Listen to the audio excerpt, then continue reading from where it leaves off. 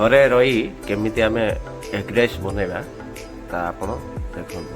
ଘରେ ରହି egg rice ପାଇଁ କେଉଁ ଜିନିଷ ଦରକାର ଦେଖନ୍ତୁ। କ୍ୟାପ୍ସିକମ୍, ଗାଜର, ବିନ୍ସ, ବନ୍ଧାକୋବି, ପିଆଜ, ଟମାଟୋ ଆଉ ଅଣ୍ଡା। ଆମର ଏଗ୍ ରାଇସ୍ ପାଇଁ ଏତିକି ଜିନିଷର ଆବଶ୍ୟକ।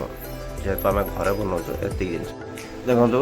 ପିଆଜ, ଗାଜର, ବିନ୍ସକୁ ଆପଣ ତାକୁ ତେଲରେ ଭାଜିବେ। ତାପରେ ଅଣ୍ଡାଟିକୁ ତାକୁ ମିକ୍ସ କରିବେ। ମାନେ ଅଣ୍ଡାଟାକୁ ମିକ୍ସ କଲେ ତାକୁ ଟିକେ ଯେମିତି ଆମେ ନର୍ମାଲ ଅଣ୍ଡା ଭୁଜିଆ କରୁଛନ୍ତି ସେଭଳିଆ ଭୁଜିଆ ଭଳିଆ ଟିକେ ଫାଷ୍ଟ ହେଇଯିବା ଦରକାର ସେ ପରିବା ସହିତ।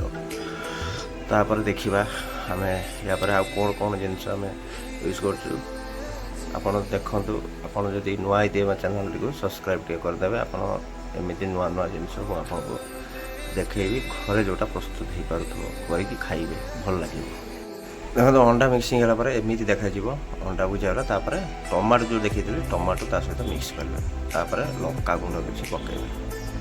ଟମାଟୋ ପରେ ଲଙ୍କାଗୁଣ୍ଡ ପକାଇ ତାକୁ ଟମାଟୋଟାକୁ ଟିକେ ବାଗେଇକି ତା ସହିତ ମିକ୍ସ କରିବେ।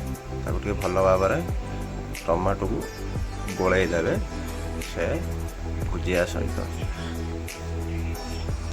ଆମର ଯେଉଁ ଟମାଟୋ ପକାଇଲେ ତା ଆମର ତ ରେଡ଼ି ହେଇଗଲା। ତାପରେ ଆମେ ହ୍ୱାଇଟ୍ ଭାତ ତାକୁ ତା ସହିତ ପକାଇବା।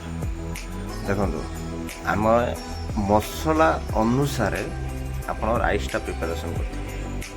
ଆପଣ ଯେଉଁ ହିସାବରେ ମସଲା ରେଡ଼ି କରିଥିବେ ସେଇ ହିସାବରେ ଆପଣ ରାଇସ୍ଟା ଆବଶ୍ୟକ। ଦେଖନ୍ତୁ ତାପରେ ରାଇସ୍ ଯେଉଁ ଆପଣ ପକାଇଥିବେ, ରାଇସ୍ ପକାଇଲା ପରେ ତାକୁ ଗୋଳେଇ ସାରିଲା ପରେ ଏମିତି ଦେଖାଯିବ। ଏଇଟା ହେଉଛି କ'ଣ ଏଗ୍ ରାଇସ୍। ଏଗ୍ ରାଇସ୍ କେମିତି ପ୍ରସ୍ତୁତ ହେଲା ଆପଣ ନିଜେ ଦେଖି